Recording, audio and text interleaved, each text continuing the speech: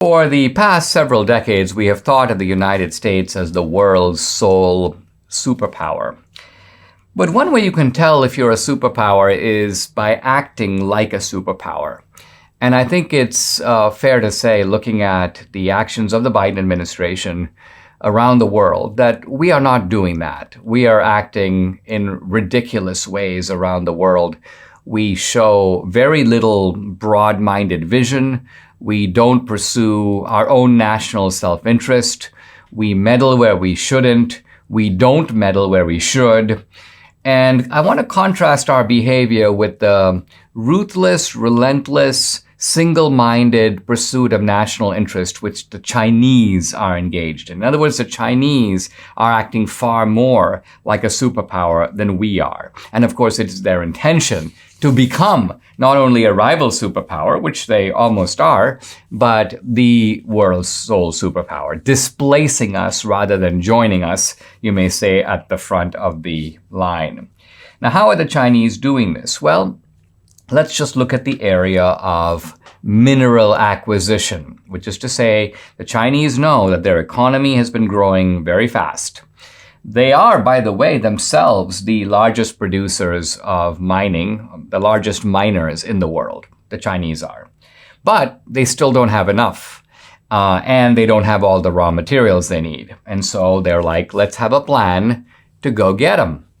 And they're getting them from all over the world. And the Chinese are doing this both through state-owned companies and private companies, but their focus is on Africa.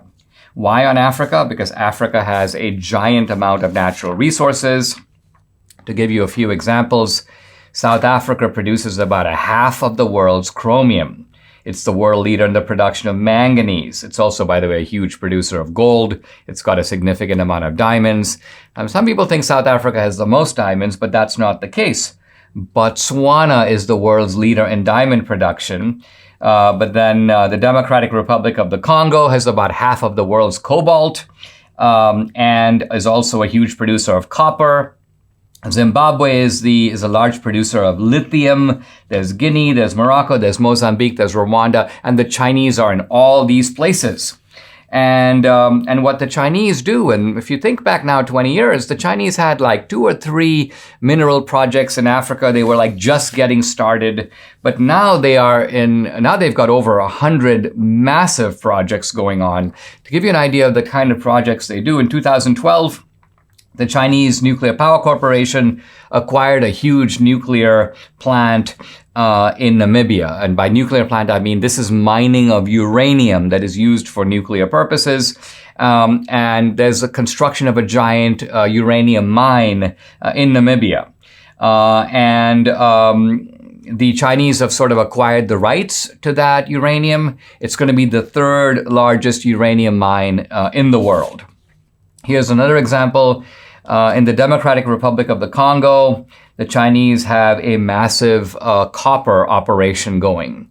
So the Zijin Mining Group in China, a private company, but obviously under the thumb of the Chinese government, a $500 million deal with a conglomerate in the Democratic Republic of the Congo that allows the Chinese to control this giant project. And again, what happens with these projects is they need money, and the Chinese go, yep, we got the money.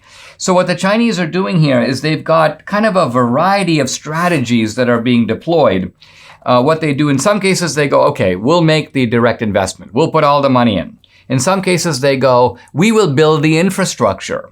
In some cases, they go, we will do a joint venture. You put up half, we put up half. In some cases, they buy options. An option is the right to purchase the minerals at a future date for a stated price. So give us the option to buy, which we may or may not exercise. And of course, the Africans are like, wow, we can't do all of this by ourselves. So they're happy to partner with the Chinese. And so what I'm getting at is that while the United States does a lot of posturing around the world in Ukraine and elsewhere, what the Chinese are basically saying is the world operates not according to these kind of grandiose ideals. The world operates according to self-interest. And the self-interest largely resides in economic projects. And the Chinese even understand that the way to achieve the self-interest is, in some cases, to bribe politicians, or they'll say to an African government, hey, listen, we'll build this beautiful parliamentary building so all of you have air conditioning, all of you have luxury couches, we'll even supply the food. And so these African politicians are, there's something in it for us. And so the Chinese at every level are sort of, quote, meeting the needs, not exactly keeping a careful line between corruption and keeping things legal. What the Chinese are doing is putting money in so that in the end they can take money, but also minerals out.